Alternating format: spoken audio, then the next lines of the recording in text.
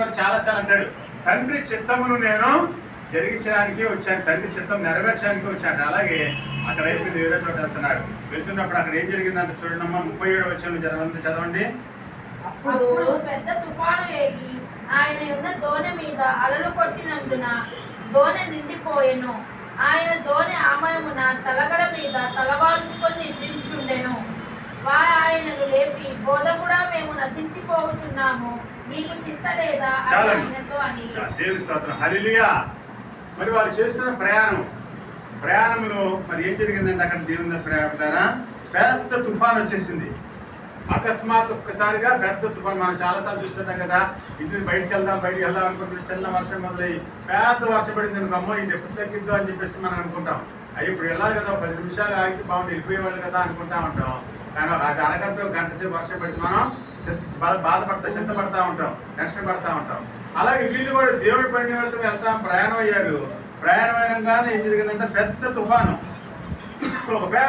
వచ్చేసింది.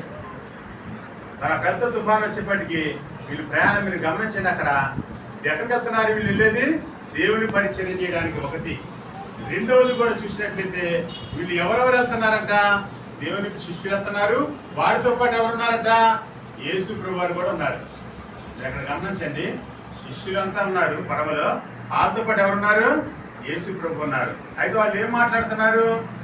మేము నశించిపోతున్నాము, నీకు చింత లేదా? వీళ్ళు చనిపోతే మరి ప్రభు వారు కూడా మునిగిపోతారా? పడవ ఉంది, పడవలో నీళ్ళు వచ్చినాయి, శిష్యులు 12 మంది మునిగిపోయారు, పడవ మునిగిపోయింది.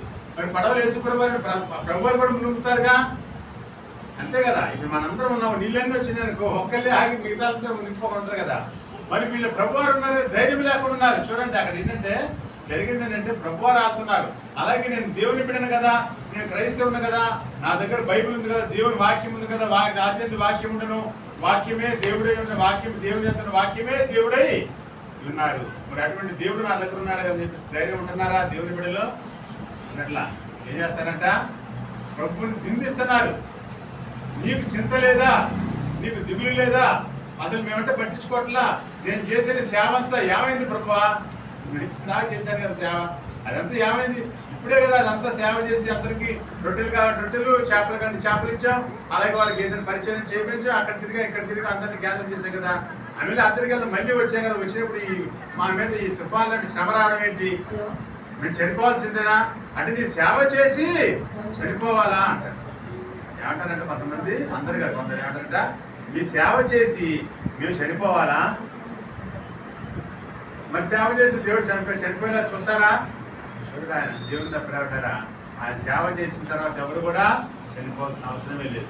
మరి దేవుడు, ఎందుకంటే వాళ్ళందరినీ కూడా దేవుడు అంటే పరలోకానికి తీసుకెళ్లి అక్కడ 1000 ఏళ్ల పరిపాలనలో ఆయన సిద్ధపాటు చేసి మళ్ళీ ఆయన అందరినీ కూడా మరి ఇక్కడ ఏర్పాటు చేయబడింది. భూలోకానికి 1000 ఏళ్ల పరిపాలన రాబోతుంది. ఆ 1000 ఏళ్ల పరిపాలన సిద్ధపడండి. అల్పకాల పాపభోగం అనుభవించే కంటే దేవుని బిడ్డలతో శ్రమ అనుభవించుట మేలు అని మోషే అంటున్నాడు.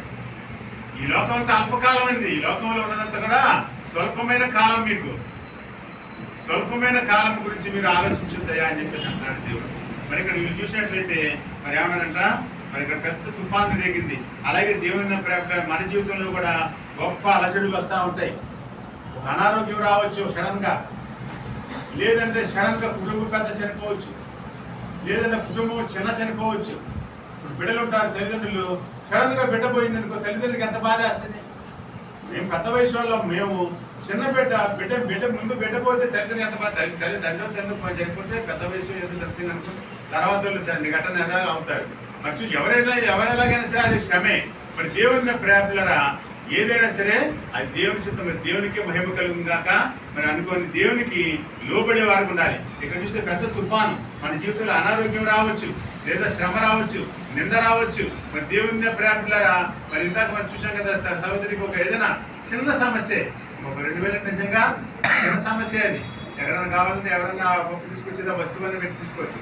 కానీ ఒకసారి సాధారణ చిన్న సమస్యని గలిబిలి చేసి పెద్ద సమస్యగా చూపించారు. దేవుడు మరి ప్రభువారు వెళ్తూనే ఉన్నారు. ఆయన పడవ అమరన్న తలగడ వాల్చుకుని ఇద్దరు తీస్తున్నారు.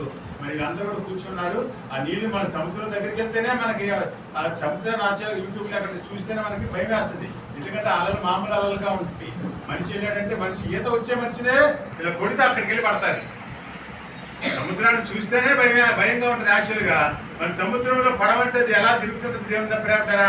కానీ దేవుడు ఉన్నాడు మనకి. పడవలు మరి అందరూ కూడా చక్కటి మరి వాళ్ళందరూ పల్లికారులు కాబట్టి జాపలు పెట్టారు కాబట్టి ఈత వచ్చిన వాళ్ళే మరి దేవుని ప్రేమటారా. వారికి కూడా సాక్షాత్ దేవుడు అనేక అద్భుత కార్యాలు, ఆశ్చర్య కార్యాలు అంతకుముందు చేశారు.